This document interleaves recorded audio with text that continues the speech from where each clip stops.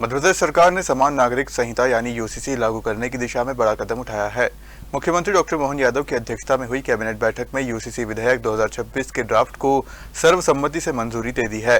अब इसे विधानसभा में पेश किया जाएगा। मुख्यमंत्री ने कहा कि समानता भारतीय संस्कृति और संविधान की मूल भावना है तथा सरकार उसी दिशा में आगे बढ़ रही है। के लिए आज का दिन कई कारणों से बहुत महत्व का है।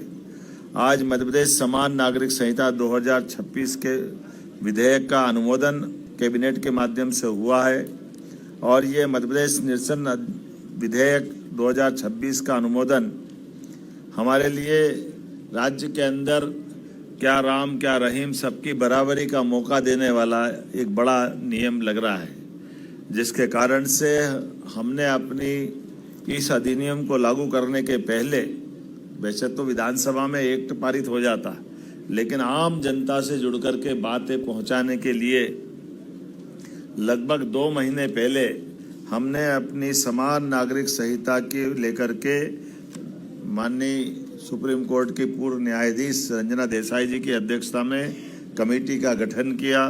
कमेटी के गठन के माध्यम से हमने अपने 51 जिलों में जन परामर्श बैठकें संपन्न की। 10 संभाग में वो बैठकें हुई और भोपाल में भी राज्य स्तरीय परामर्श हुआ। हमने जब अपने सभी धर्मों की समानता के लिए आगे बढ़ने का संकल्प किया और ये भी उल्लेखनीय है कि जब रिपोर्ट सबमिट हुई और जानकारी आई तो उस जानकारी के रिकॉर्ड में एवरेज 80% से ज़्यादा मुस्लिम बहनों ने इस नियम को लागू करने के लिए पक्ष में बात कही। ये भी हमारे लिए उल्लेखनीय है कि रिकॉर्डेड आंकड़ा 76% का है, लेकिन एवरेज 80% मुस्लिम बहनों ने कहा कि एक समान कानून लगना चाहिए और 40% मुस्लिम भाइयों ने भी कहा है। एक बात उल्लेखनीय है कि हमारे द्वारा इसमें लगभग 3.49 करोड़ SMS भी भेजे गए।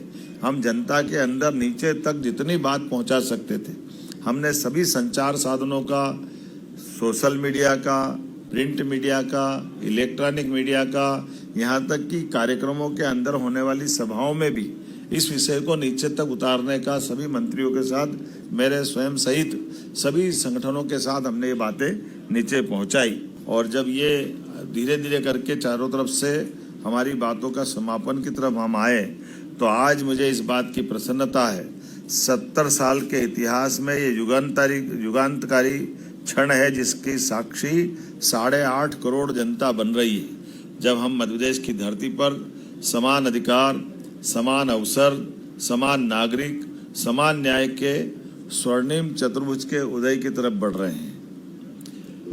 आज मध्य प्रदेश की कैबिनेट ने समान नागरिक संहिता विधेयक 2026 को सहर्ष सर्वानुमति से स्वीकृति प्रदान की है। मैं हमारे सभी माननीय मंत्रिमंडल के साथियों के साथ आप सबको भी बधाई देना चाहूँगा। इस विधेयक को 20 जुलाई 2026 से प्रारंभ हो रहे विधानसभा के सत्र में रखने के लिए हमारी कैबिनेट की अनिवार्यता की बाधा या उसकी मदद से हमने इस दिशा में आगे कदम बढ़ाया है। न्यायालय के बाहर विवाह विच्छेद नहीं किए जा सकेंगे। पुत्र पुत्रियों को समान अधिकार की बात मैंने पहले कर दी है। महिलाओं को संपत्ति में भी हस्तांतरित उसी प्रकार से होंगी जैसे पुरुष को होती है, इसमें कोई अंतर नहीं रहने वाला है। ये बाकी तो बातें हो गई। यदि कोई विवाहित व्यक्ति लिव इन संबंध बनाता है तो 5 साल तक की सजा होगी उसको। ये हमने कठोरता से लागू कराया है, इसमें छूट नहीं है। न्याय सबके लिए समान है, अधिकार सबके लिए समान है, अवसर सबके लिए समान है। और यही संविधान निर्माताओं का सपना है, ये हमारी सरकार का सपना भी है। मैं मान के चलता हूँ जब इतना अच्छा नियम, इतना अच्छा कानून बना है तो सभी राजनीतिक दलों से आग्रह करता हूँ कि वो अपने दलगत राजनीतिक नुकसान नफे के बजाय प्रदेश की जो जनता की बेहतरी के लिए साथ आकर सामाजिक समरसता, महिला सम्मान, राष्ट्रीय एकता के प्रतिबिंब इस कानून को लागू करने में पुरजोर समर्थन दे। ये मैं आपके सबके माध्यम से सबसे अपील करना चाहूँगा।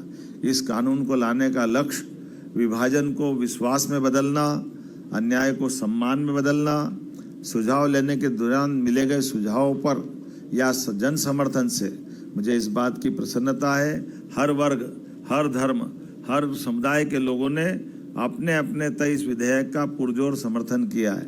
अंत में समिति के सभी सदस्यों का, विधेयक से लाने जुड़े वाले सारे अमले का और प्रदेश की जनता जनार्दन का मैं आभार मानता हूं। समान नागरिक संहिता, इसके जो 4 महत्वपूर्ण पिलर्स है, ये चारों पे मैं बात करना चाहूँगा।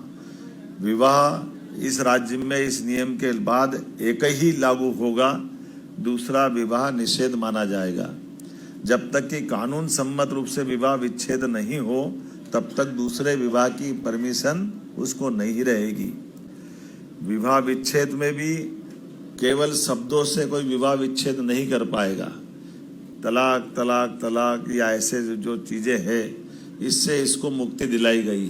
कानूनी प्रक्रिया के बाद ही तलाक का दोनों पक्ष के बीच में निर्णय के आधार पर लागू किया जा सकेगा।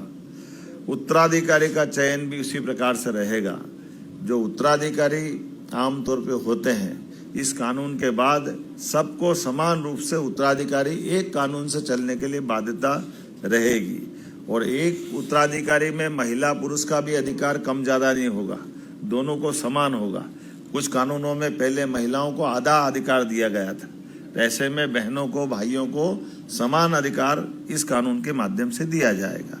इसी प्रकार से ये जो एक नई प्रथा है, उस प्रथा में जो भी सिस्टम है, तो अगर आप लिव इन रिलेशन रखना चाहते हैं तो उसमें भी आपको आयु सीमा के अंदर ही 1 महीने से कम समय में पंजीकरण, रजिस्ट्रेशन के बाद रहने की छूट है, चाहे जो नहीं रह सकेगा।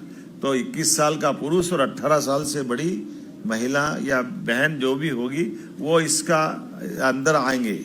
और इसमें भी अगर उनका विवाह हुआ है तो इसमें इस दायरे से वो बाहर हो जाएगी, जब तक कि वो सारी प्रक्रिया विवाह संबंधी कोई अपना उस प्रकार की कोई बाधा उनके जीवन में अगर आ रही तो वो इससे नहीं रहेंगी। स्वैच्छिक रूपता को थोड़ा इसमें रोका गया है।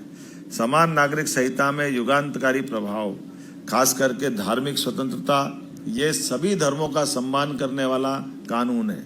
इसमें किसी धर्म को नीचा नहीं दिखा रहा है।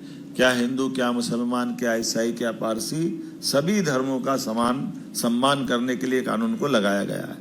महिलाओं के लिए भी, सभी प्रकार की बहनों के लिए समान रूप से उनकी गरिमा और सम्मान का भी ध्यान या उनके सम्मान की रक्षा करने के लिए ये नारी सशक्तिकरण की दिशा में उल्लेखनीय कदम है।